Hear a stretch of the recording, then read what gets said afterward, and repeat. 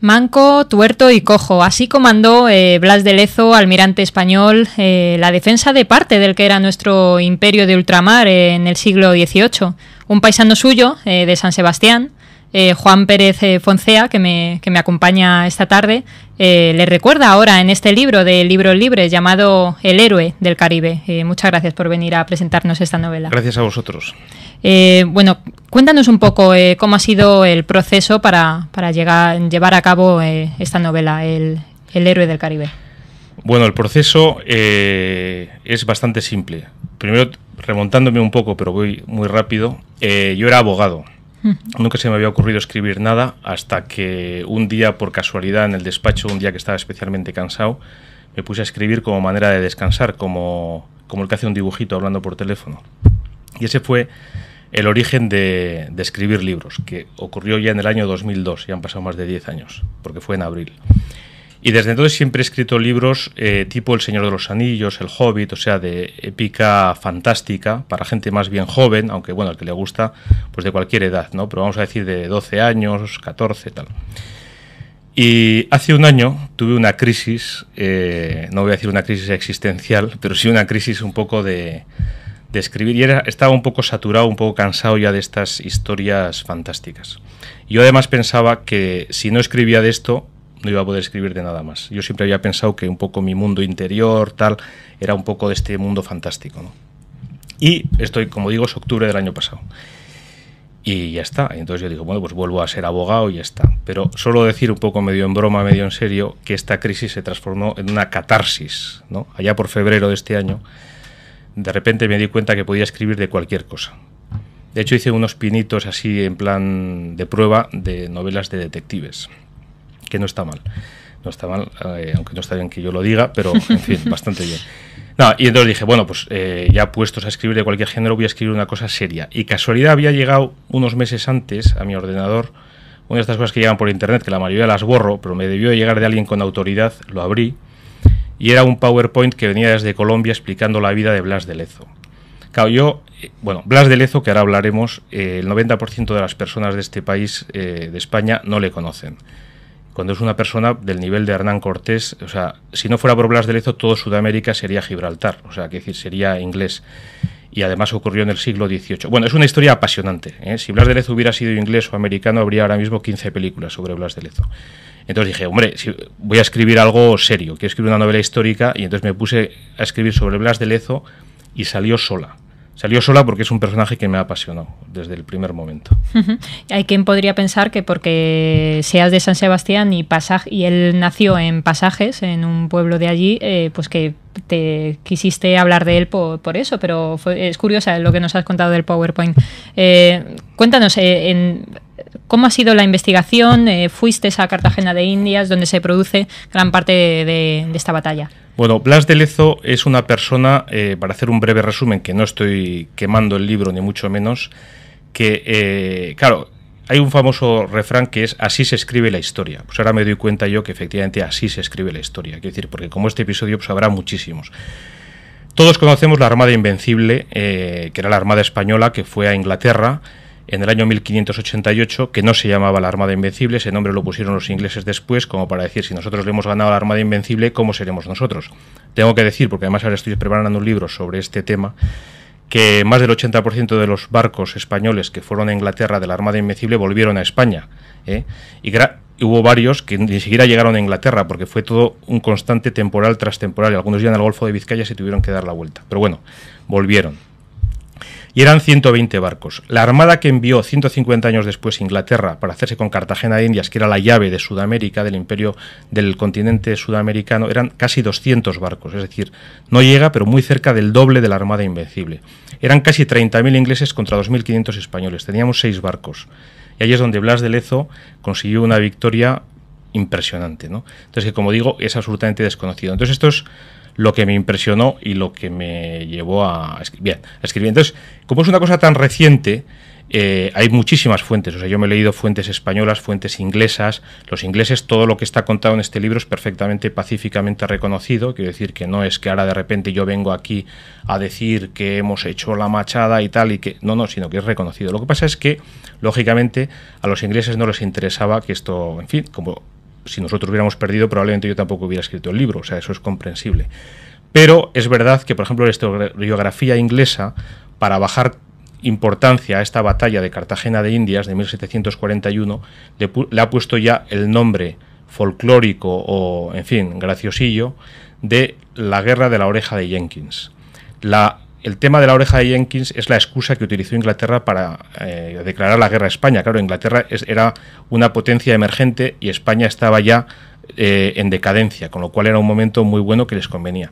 Pero es un episodio que ocurrió 7 años antes de declararnos la guerra. O sea, es una cosa ya pasada que Vernon, que era el que quería declarar la guerra a España, aprovechó como excusa, ¿no? El episodio es tan sencillo como que España, un guardacostas español cuyo capitán se llamaba Juan Fandiño, apresó a un barco inglés cuyo capitán se llamaba Jenkins en 1734 y le apresó la mercancía que llevaba de contrabando. Y además en represalia le cortó una oreja. Y le dijo, y dile a tu rey que si se te ocurre venir por estas aguas, le haré lo mismo. Claro, esto 7 años después fue utilizado, como digo, por Vernon para declarar la guerra a España, porque lo llevó a la Cámara de los Comunes, lo utilizó muy bien como publicidad, etcétera, ¿no? Pero, ya digo, pues fue una excusa y fue una cuestión que muy poquito tenía que ver con la guerra, pero después es el nombre que se ha utilizado como para perder importancia. Tengo que decir que a día de hoy en la Enciclopedia Británica sigue sin aparecer esta guerra, cosa que es asombroso. De hecho, dices no sé si es al final, que el rey Jorge II fue, que incluso luego pidió que no se hablara a los hay datos, biógrafos ingleses, a los no sí, sé cómo, biógrafos o los sí, historiadores ingleses, ingleses. Condenó, o sea, esto no lo he contrastado al 100%. En el sentido que condenó al que hablara de esta guerra, seguro. Hay quien dice que incluso condenó a la horca. Claro, es tremendo, ¿no? Quiero decir que, claro, entonces en el lado inglés es comprensible que haya pasado al olvido, pero que en España no sepamos nada de esto.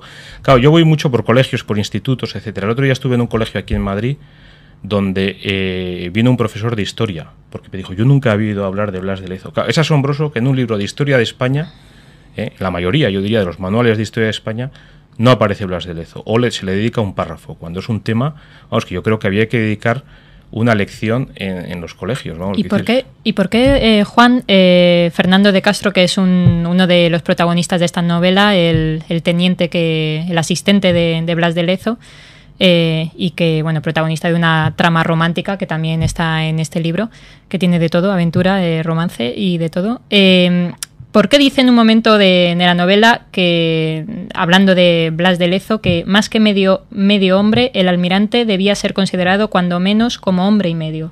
Hombre, porque el pobre Blas, claro, lo que consiguió fue absolutamente increíble. Hay que decir que los ingleses, claro, para esto hay que leer el libro, porque el tema es complicado, y además yo he simplificado mucho.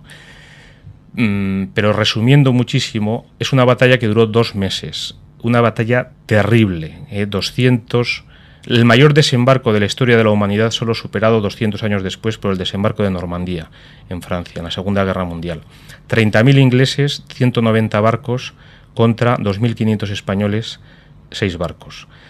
Entonces, durante toda esa guerra, además, el virrey Eslava, el virrey de España en Cartagena de Indias, actuó de una manera incomprensible. Yo no soy quien ni tengo datos para juzgar sus verdaderas intenciones. Si tenía envidia de Blas de Lezo, si es que era un poco inepto, no sé. Pero el hecho cierto es que constantemente ponía palos en la rueda de las iniciativas que hacía Blas de Lezo para defender Cartagena de Indias. Hasta el punto... se tilda como fuego amigo casi. Sí, no, era terrible. Entonces, hasta que llega un momento que ya Cartagena de Indias prácticamente está tomado por los ingleses. O sea, solo un milagro puede salvar a España. Hasta el punto que ya Vernon envía un barco a Inglaterra diciendo que han ganado la guerra.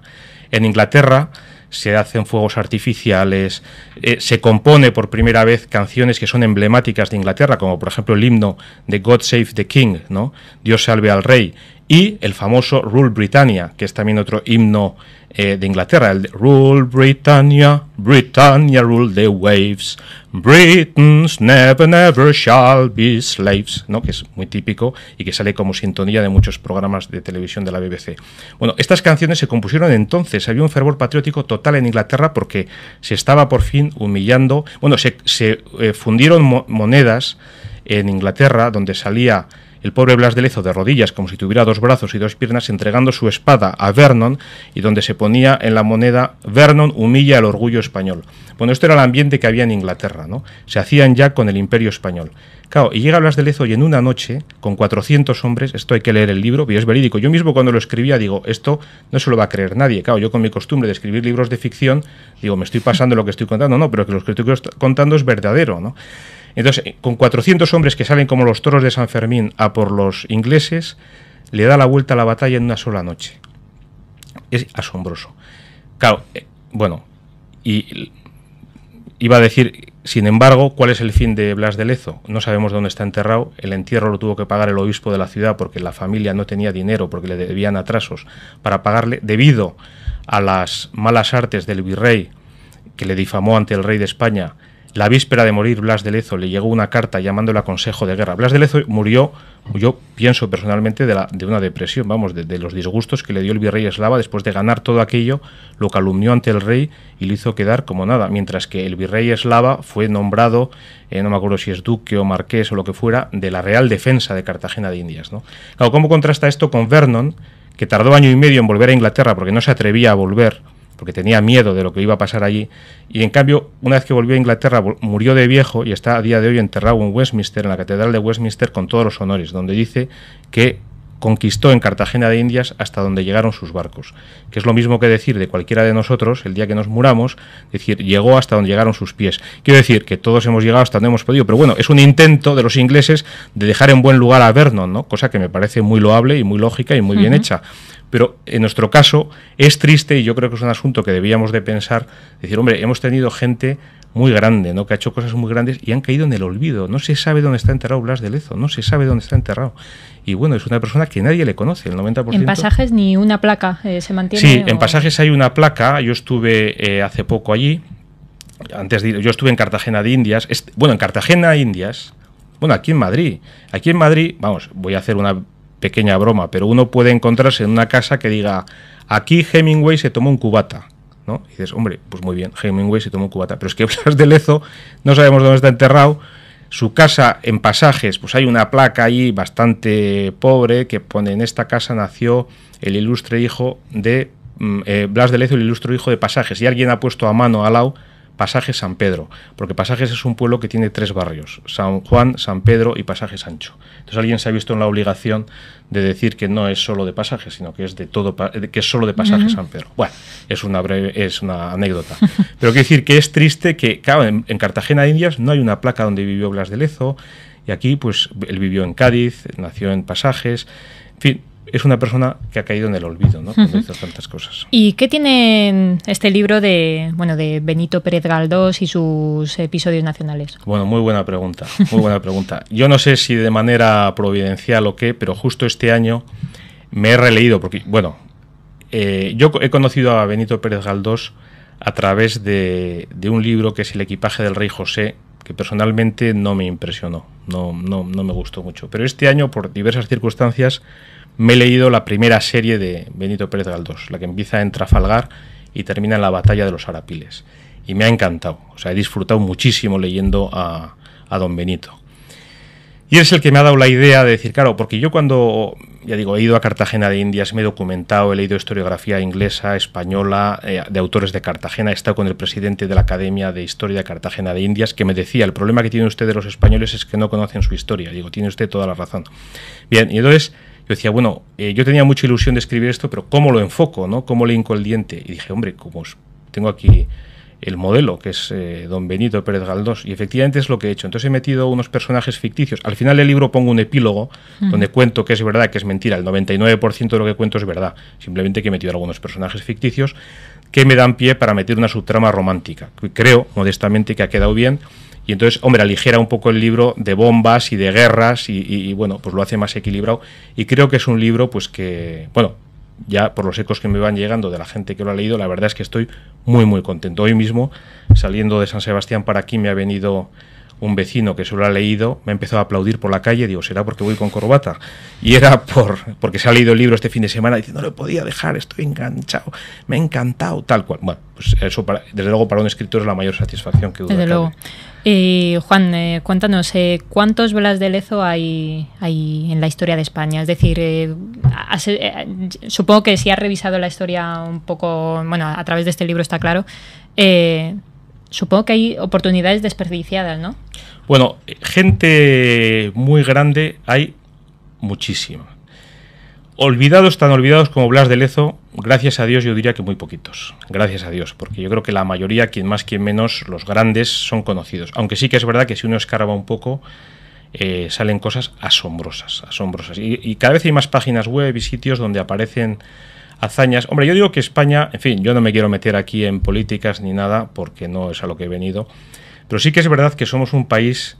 Yo, he vivido en bastantes países y he viajado bastante por distintos motivos. Y sí me llama la atención que nos falta mucho autoestima, ¿no? Ahora que la autoestima está tan de moda a nivel personal, pero a nivel colectivo también. Y digo, hombre, si tuviéramos una historia como la de San Marino, o como, digamos, sin ánimo de hacer de menos a nadie, pero vamos, se me viene a la cabeza, pues prácticamente el 99% de los países del mundo tiene una historia menos gloriosa que la nuestra, ¿no? Digo, si tuviéramos una historia así, pues no sé, que seríamos ya los depresivos por la calle, estaríamos que nos arrastraríamos, ¿no? Entonces, la historia que tenemos, francamente, es impresionante, de descubridores, de batallas, de... En fin, sobre todo eso, del tema de descubridores, de contactos con otras culturas. Bueno, tengo unas historias ahora de balleneros vascos impresionantes, impresionantes. Tengo una historia ahora en Islandia, que se van a cumplir ahora 400 años.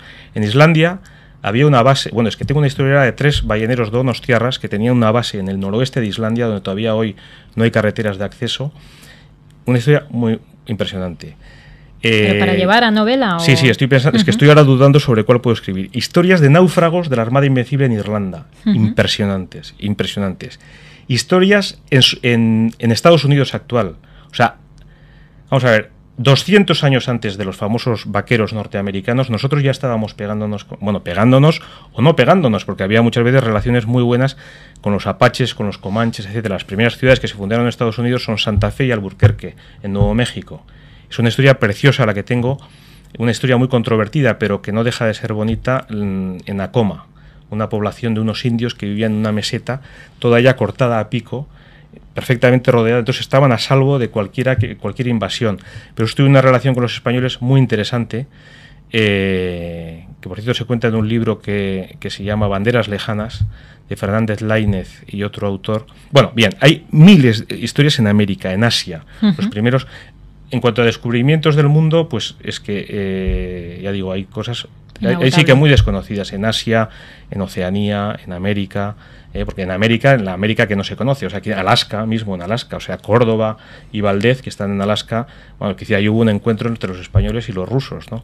Estoy hablando de épocas muy al principio de América, ¿no? Bien, y podríamos continuar. Ahora, lo de Blas de Lezo sí me parece especialmente asombroso. Bueno, pues Juan Pérez Foncea, pues nada, te invitaremos a la siguiente que hagas todas esas historias que veremos a ver cuál sale la ganadora. Y muchas gracias por acompañarnos. Gracias a vosotros. Gracias.